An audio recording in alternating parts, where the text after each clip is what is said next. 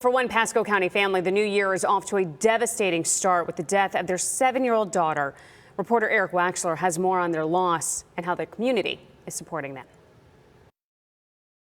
The crash happened just 4 days after Christmas. Johanna Edwards was driving with her 2 daughters, running errands with the promise of donuts when they were done. The Florida Highway Patrol says a van failed to stop at a traffic light and crushed the car with the Edwards family inside.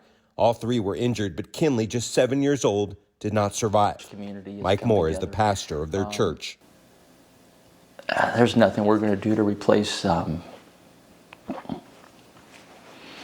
loss that they've got with Kinley.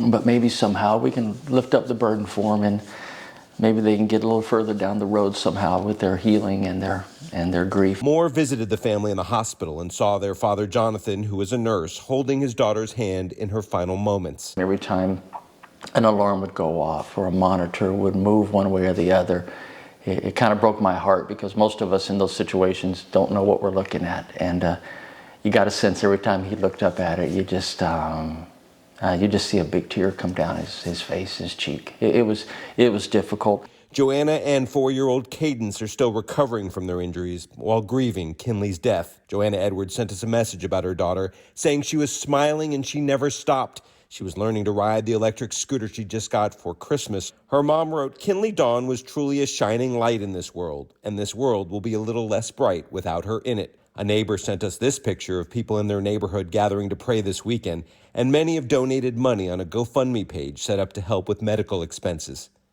The reality of it is that we're not supposed to bury our kids. Our kids are supposed to bury us. That's kind of the way we like to see that order work. And so it's heartbreaking. It's truly heartbreaking to see that. In Pasco County, Eric Waxler, ABC Action News.